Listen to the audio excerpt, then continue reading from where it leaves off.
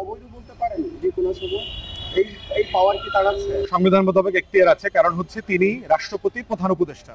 অতএব যিনি উপদেষ্টা মনোনয়ন দিয়েছেন তিনি চাইলে উপদেষ্টাকে ডিসমিস করার এখতিয়ার রাখেন। অতএব যে কোনো উপদেষ্টাকে যে কোনো সময় মনোনয়ন দেয়া, তাকে প্রত্যাহার করা, ডিসমিস করার সাংবিধানিক এখতিয়ার তার আছে। অতএব এই আশঙ্কা উড়িয়ে দেওয়া যায় না। কারণ হচ্ছে সে একটা দুর্নীতিবাজ লোক, সে একটা অবৈধ সংসদ দ্বারা নির্বাচিত লোক, এবং সে হাসিনার একটা গোলাম এবং এসালমের কর্মচারী। এগুলো যেন আমরা ভুলে না যাই। উপদেষ্টা কিন্তু কার উপদেষ্টা? দিন শেষে কিন্তু সে প্রেসিডেন্টের উপদেষ্টা। এই জায়গাটাতে এসে বারবার কিন্তু আমাদের হোঁচট খেতে হচ্ছে এবং হবে।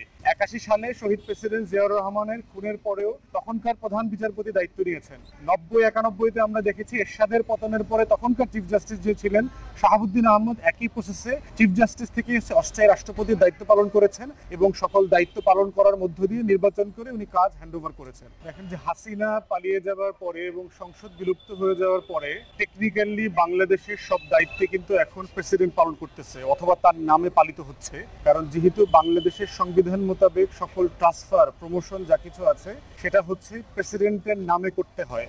আপনারা যারা যদি অনলাইনে কখনো দেখে থাকেন, প্রমোশন এবং ট্রান্সফারের কোনো চিঠিপত্র দেখে থাকেন, সেখানে লেখা থাকে যে মহামান্য রাষ্ট্রপতির আদেশক্রমে এই এই করা হইলো, সচিব করা হইলো, সেনাপ্রধান করা হইলো, বিমান বাহিনী প্রধান করা হইলো, অমুক জায়গায় ট্রান্সফার করা হইলো, সচিব পদে পদায়ন দেওয়া হইলো।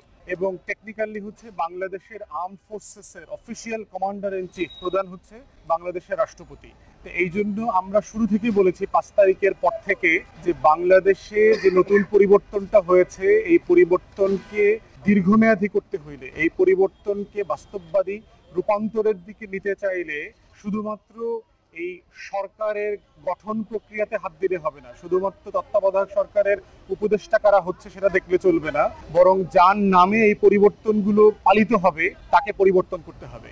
এবং আমরা একটা রোডম্যাপও দিয়েছি যে প্রেসিডেন্টের অফিসকে কিভাবে রিমুভ করে একটা অন্তর্বর্তীকালীন প্রেসিডেন্সিয়াল সিস্টেম ডেভেলপ করা যায়। সেখানে শুরুতে আমরা বলেছিলাম 5 তারিখের পর থেকে যে বাংলাদেশের অ্যাপেলেট ডিভিশনের জাজ এবং সুপ্রিম কোর্টের চিফ জাস্টিসকে ইমিডিয়েটলি রিমুভ করতে হবে। রিমুভ করে তখনকার যিনি সবচেয়ে সিনিয়র হাইকোর্ট জাজ ছিলেন, যাকে পরে প্রধান বিচারপতি করা হয়েছে, তিনি প্রধান বিচারপতি হবেন এবং অ্যাপেলেট ডিভিশনে নতুন পদায়ন করা হবে। এরপরে হচ্ছে প্রেসিডেন্টের অফিস খালি করা হবে, উনি রিজাইন করবেন, সংবিধান সাসপেন্ড করবেন, করে তারপরে চিফ জাস্টিস যিনি হবেন তিনি অস্থায়ী রাষ্ট্রপতি হিসাবে দায়িত্ব পালন করবেন।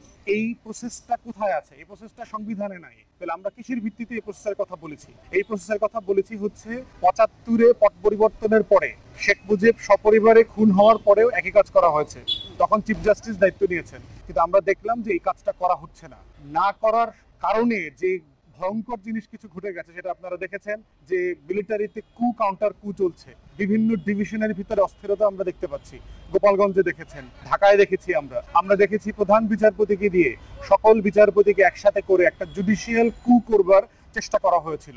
কারণ যেহেতু প্রধান বিচারপতিকেও প্রেসিডেন্ট মনোনয়ন দেন, তার সিগনেচারই তার হচ্ছে মনোনয়ন দেওয়া হয়। তো এই একটার পর একটা কু কাউন্টার কু যে অস্থিরতাটা চলছে, এটা যদি বন্ধ করতে হয়, এখনো যত প্রশাসনিক পরিবর্তন হচ্ছে বিশেষ করে সেনাবাহিনীতে, এবং যেগুলো করা দরকার, আমরা দেখেছি অধিকাংশ গুরুত্বপূর্ণ জায়গায় এখনো আগের আমলের মানবাধিকার